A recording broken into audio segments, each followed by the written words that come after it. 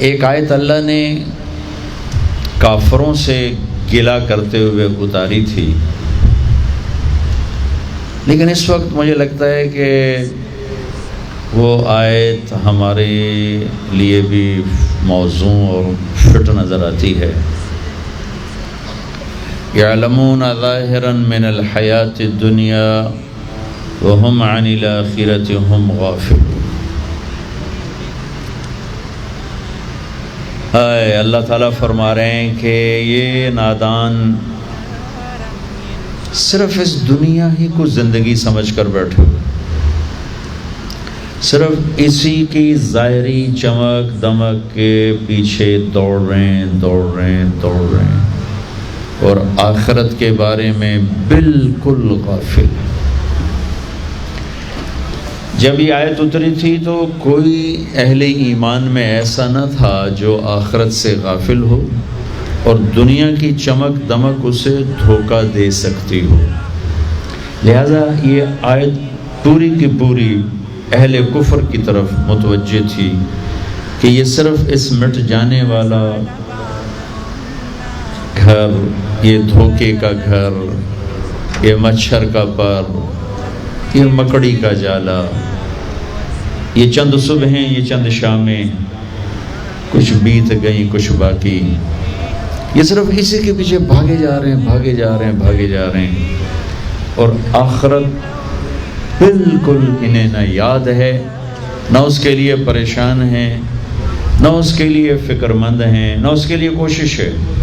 اب میرے عزیزو، مرد یا عورت، مومن یا مشرک، زندگی کی دوڑ دنیا بنا دے، وہ بھاگتا جائے، ہر ایک کو تو منزل نہیں ملتی۔ دنیا کی منزل کیا ہے؟ 3 چیزیں: عزت، دولت، شہرت۔ اب اپنا اندر جھانکو تو آپ کو یہ 3 بڑے مقاصد نظر آئیں گے۔ آپ کے لاشعور میں یہ چیز، آپ کے نہیں، پوری اس وقت امت مسلمہ اللہ ہر جگہ، پیسہ ہو، عزت ہو، شہرت ہو، اس کے لیے جو کرنا پڑے ہم کریں گے۔ جھوٹ سے ملے جھوٹ بولو، سچ سے ملے سچ بولو۔ ایک استاد شاگرد جا رہے تھے، 3 روٹیاں اس نے سر پہ رکھی ہوئی، اس کو راستے میں بھوک لگی، وہ تھوڑی کر کے کھاتا گیا۔ جب کھانے پر بیٹھے تو 2 نکلی، تو استاد نے کہا تیسری کہاں گئی؟ کہا جی پتہ نہیں کہاں گئی، میں تو آپ کے ساتھ ہی تھا۔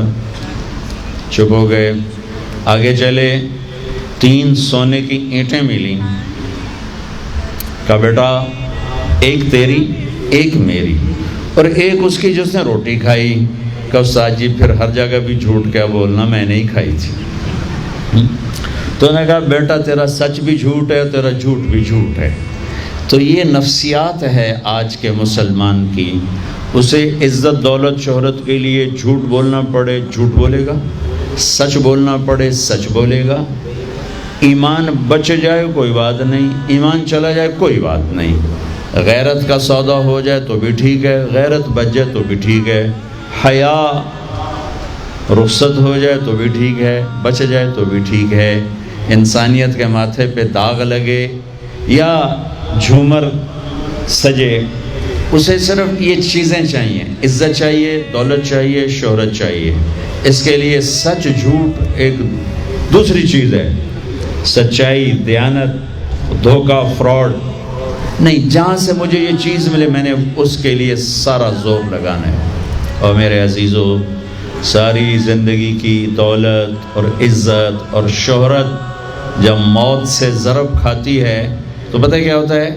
جیسے آپ 1 into 0 تو 0، اور 1 سے آپ ٹریلین تک چلے جاؤ، 1 ضرب 0 0، 1000 ضرب 0 0، لاکھ ضرب 0 0، کروڑ ارب کھرب ضرب 0 0۔ میرے عزیزو، ساری دنیا کی بلندیاں، عزتیں، شہرتیں ضرب موت، ساری دنیا کی ڈگریاں، فیکٹریاں، حکومتیں، وزارتیں، صدارتیں، ضرب موت، ساری دنیا کا عروج، زوال، بیماری، صحت، طاقت، بدمعاشی، شرافت، ضرب موت، زیرو زیرو زیرو۔ جو ہی یہاں سے سانس نکلتا ہے تو اولاد بھی نام لینا چھوڑ جاتے ہیں۔ کوئی نہیں کہتا ابا جی پڑھیں، کہتے ہیں میت پڑی ہوئی۔ کوئی نہیں کہتا ماں جی کو اٹھاؤ، کہتے ہیں جنازہ اٹھاؤ، میت اٹھاؤ۔ ادھر جان نکلے گی، ادھر طارق جمیل کا ٹائٹل ہٹ کے میت کا ٹائٹل لگ جائے گا۔ میت اٹھاؤ، جنازہ اٹھاؤ، میت آ گئی، جنازہ پہنچ گیا۔ ہاں، ساری زندگی کی دوڑ کے بعد جب آپ موت سے ٹکرائیں گے تو اب چند مٹھی خاک ہوں گے۔ ساری زندگی کی شہرت جب موت سے ٹکرائے گی، چند مٹھی خاک۔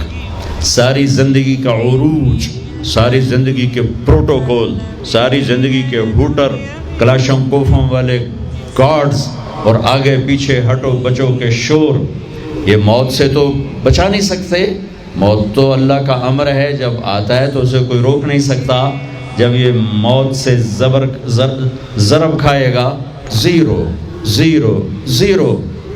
بچوں جاؤ میانی شریف کے قبرستان، وہ ویران کھنڈر قبریں، شکستہ حال قبریں، جن پر نسلوں نے بھی جانا چھوڑ دیا، جن کی نسلوں کو بھی نہیں پتا کہ دادا کی قبر کہاں ہے، پردادا کی کہاں ہے۔ وہ پکار کے کہہ رہی ہیں کہ یہ دنیا دھوکے کا گھر ہے، یہ مچھر کا پر ہے، یہ مکڑی کا جالا ہے، یہ مٹ جانے والا سامان ہے، اور ایک دن اللہ اسے مٹانے کا فیصلہ کر چکا ہے، کر چکا ہے، کر چکا ہے۔